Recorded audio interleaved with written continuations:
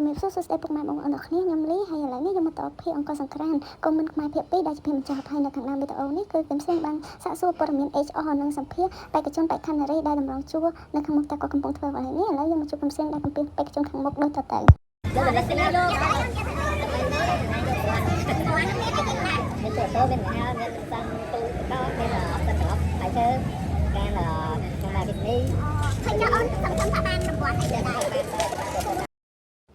ហើយនេះជាសកម្មភាពបងៗនៅក្នុងការងារនៅក្រុមហ៊ុនខ្មែរតម្រង់ជួរចាំយកកន្ទុយសំណុំលឹកដើម្បីផ្សងសំណាងនៃយុគនេះហើយខ្ញុំបានបន្តដំណើរចូលទៅខាងក្នុងហើយយើងក៏ឃើញមានការរៀបចំម្ហូបនៅទីនេះផងដែរហើយឥឡូវនេះយើងមកជួបគឹមស្រីនិងភាម៉ារីម៉ាយូមកអាហារប៊ូហ្វេពេលល្ងាចសម្រាប់ពួកយើងមានសាច់ជ្រូកដុតទៀត BBQ ដល់មិនតាន់ដាក់មាន់វិញគាត់សត្រីតែកំពុងចម្អិនហើយនេះគឺឆាបន្លែប្រេងខ្យងយើងចង់ថៃទៅហើយបន្ទាប់ពីពុកម៉ែបងប្អូនបានស្ដាប់ការ review មុខម្ហូបដ៏វល់នេះហើយនេះគឺជាទស្សនវិជ្ជានៃកម្មវិធី Party ផងដែរហើយក៏មានការសូមចម្រៀងច្រៀងនៅយប់រាត្រីនេះផងដែរ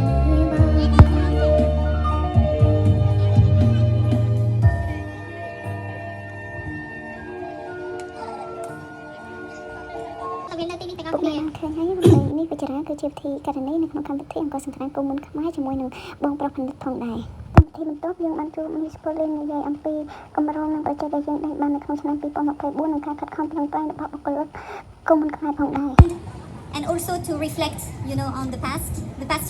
បន្ទាប់ពីប៉ូលីនមានប្រសាសន៍ហើយយើងក៏មានកម្មវិធីបន្ទាប់ការប្រកួតបានសរសើរសម្រាប់បុគ្គលិកធ្វើរយៈពេល10ឆ្នាំឡើងទៅផងដែរចូលមកកម្មវិធីបន្ទាប់គឺជាការដើរមកសម្រាប់បំពាក់វិស្វករសម្រាប់ក្រុមហ៊ុនគុំមុនខ្មែរផងដែរសូមបងប្អូនតាមដានទស្សនាដូចទៅសម្លៀកបំពាក់របស់ពួកគាត់គឺមានអាវពណ៌សដៃវែងណាជាមួយនឹងអាវចាំងពន្លឺរួមជាមួយនឹងមួកសុវត្ថិភាពពណ៌សដែលជាពណ៌តំណាងឲ្យក្រុមហ៊ុនរបស់យើងហើយដែលក្រុមហ៊ុនយើងបានចាត់តាំងខោអាវនេះសម្រាប់ Senior Manager សម្រាប់ Sales Team ណាសម្រាប់ Head of Department ចាប្រើប្រាស់នៅសម្លៀកបំពាក់បែបនេះរួមជាមួយនឹងស្បែកជើងសុវត្ថិភាពចាបន្ទាប់តទៅនេះគឺចូលទៅដល់ក្រុមសុវត្ថិភាពចាដែលមានលោកជាសំណាក់វឌ្ឍនៈណាហើយនឹងកញ្ញាជុំរក្សាដែលអញ្ជើញមករក្សាមកពីផ្នែក AICQ ហើយវឌ្ឍនៈមកពីផ្នែក Admin ចាអញ្ចឹងគាត់អាច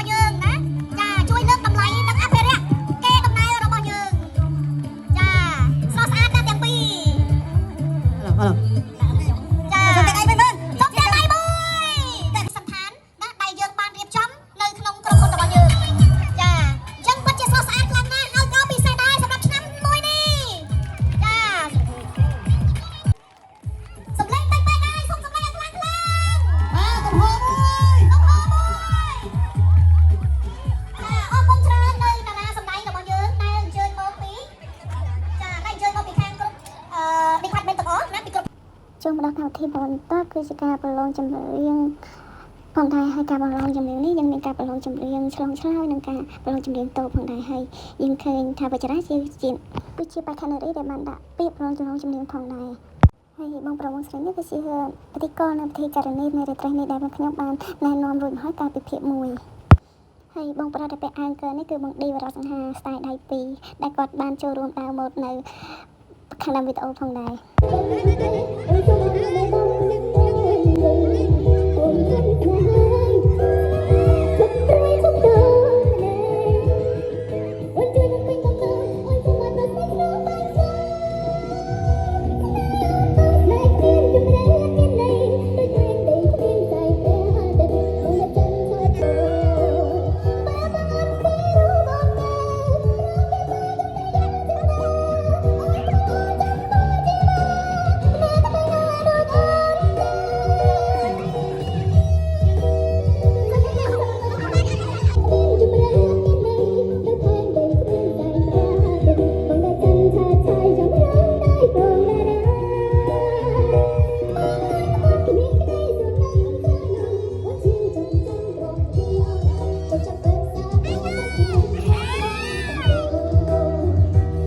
ហើយសកម្មភាពដែលពុកម៉ែបងប្អូនឃើញយើងចូលរួមនេះគឺជាបទចម្រៀងរបស់បេក្ខជន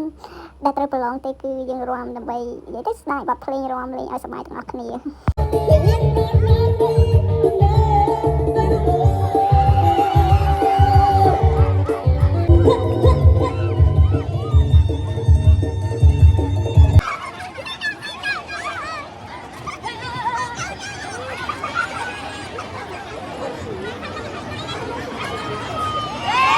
ហើយនេះគឺជាសកម្មភាពប្រកាសជាលេខ2លេខ1លេខ2និងលេខ3សម្រាប់តារាចម្រៀងឆ្លងឆ្លើយបើយើងមើលចំពីមុខដូចជាកញ្ចក់គឺយើងរាប់ពីស្ដាំទៅឆ្វេងគឺលេខ1លេខ2លេខ3ដូចដែលបងប្អូនបានឃើញ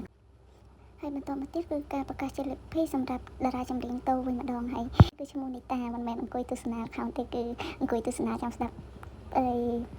លទ្ធផលរបស់តារាចម្រៀងតូផងដែរហើយនេះបងសំអូនគឺគាត់មានសំណាងទទួលបានរង្វាន់បន្ទាប់ពីការចាប់ឆ្នោតផងដែរហើយបើទិញពីទិដ្ឋភាពនេះកូនចាស់បានតែបានគាត់មួយគឺពួកយើងត្រូវអរគុណ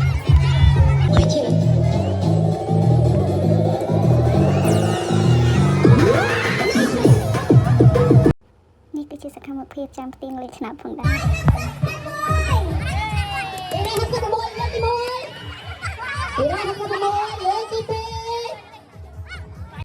ជាចុងក្រោយប្រសិនបើមានសកម្មភាពឬការបញ្ចូលសម្លេងណាមិនសមរម្យសូមខន្តីអភ័យទោសសូមជម្រាបលាសូមអរគុណចំពោះការទស្សនាពីដើម